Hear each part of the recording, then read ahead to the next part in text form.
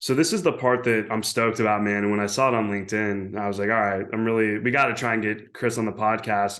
You're an entrepreneur now. You and your brothers founded Klevr, a sports technology app that launched in 2021. How did this all come to be, man? Well, I basically there was a problem and I was just trying to solve it. At the end of my career, parents were trying to get me to teach video of their children, and there was just not an efficient way for them to send me video for me to teach it, meaning to draw on to voice it over, whatever I need to do, and share it back. And that process, for one kid to send me a video, I could be on two, three different platforms. It could be about an hour. And I was like, why can't someone just send me a clip? I can teach it, draw on it, voice it over, and send it back. So we don't always have to be together. And that's what Klevr is. We've streamlined the clip edit and share process all on one platform. And so yeah, that's what we're great at. Better than anyone would be video sharing that's taught and edited. And then kind of from there, we started to build features of digital whiteboards. So hockey coaches, baseball, basketball, football, whatever it may be, you can go on Klevr, you can pull up a whiteboard, you can hit the record button, do all your lesson plans, and send it as a video file to your coaches or players. So now they actually hear you talking over a whiteboard and listening for practice, whatever it may be. So they understand it a lot better rather than getting there and there's like a white sheet on the wall and X's and O's everywhere. And everyone's like, so again, we're just trying to think of better ways to interact with parents, coaches, and athletes, and that's what Klevr is. And now we have some AI features, pretty cool skeleton technology coming out soon, and other things as well. And again, it's a startup; anything can happen any day. Yeah, you're always just you're just getting by, trying to make sure the product's good and making sure everyone's happy and trying to see what the problem is and if we're still solving a problem, and we believe we're still doing that. And now it's just exciting to go out there and try to make this company bigger and get in the hands of more young athletes, parents, and coaches. That's really cool, man. I mean, that is like you are solving a massive problem because yeah, trying to like shoot video and then you pull it back in and you like edit your voice and you draw on it and then you send it back. I mean, yeah, like as a guy in media, that is a long process. And the fact that you're working to solve that and streamline that is so cool. Yeah, that's exactly it. It's streamlined now. And I mean, I just did it for a kid today. I have about 40 players in my academy, and I can, if they all send me them shooting in the driveway and I want to tinker one or two things with their shot, I could teach 40 kids in under an hour. Where before it was just like, very arduous and painful. So it is exciting where we go with it. We have a couple cool things that we may do rather soon with Klevr, and hopefully that can come to fruition in the near time. But again, that the video coaching, the digital whiteboards, the sharing of video, sharing of highlights. We have groups in there as well. Parents, coaches, athletes, teams. Everyone could have video sharing groups with chat as well. So that's all in Klevr currently. And yeah, it's a free download. The only part of the app that costs anything is if you reach out to any of the professionals in the marketplace and need them for professional coaching. But besides that, all the tools are free.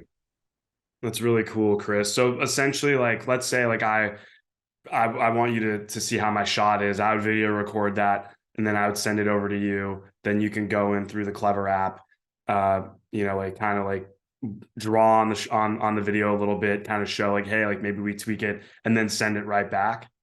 Well, that's basically it. You could just get on Klevr app. You'll pull up Kris Versteeg's profile. You'll see right there, shot analyze. So you just tap shot analyze. There'll be a paper clip. Tap that.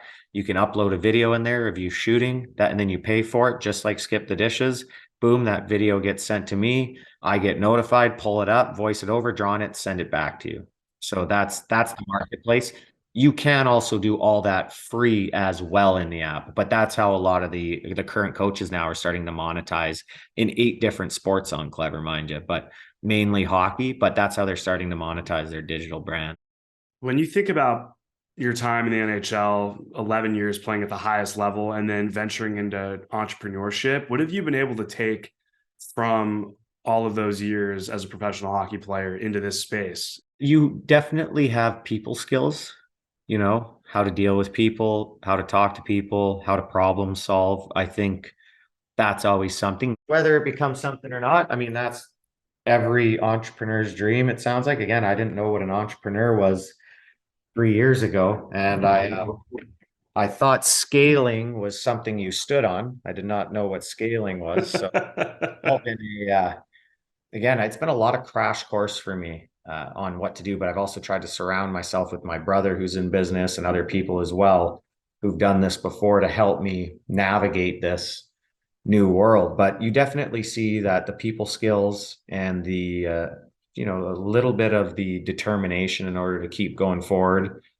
from sport has definitely helped. Other things, it's different. There's just so much that goes into it.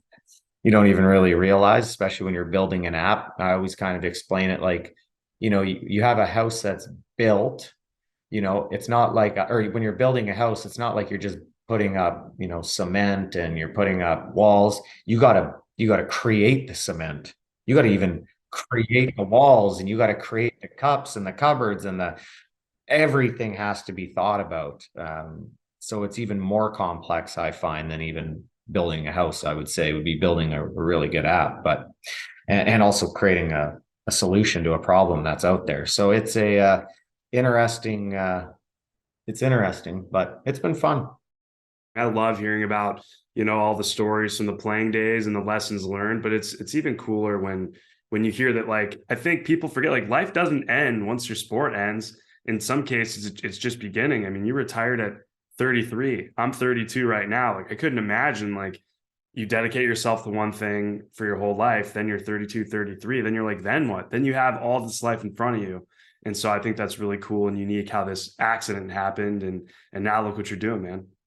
Well, that's it. I would always think like I want to go back into coaching or management, and I have kids now, so I want to take care of them for as long as I can and be a part of their hockey journeys or soccer, baseball, whatever. And then, maybe one day get back into coaching pro or managing, going back into that kind of line of work. But you definitely see, at the end of your career, you have all this ample amount of time now. And what is your purpose, or what are you going to do with that time?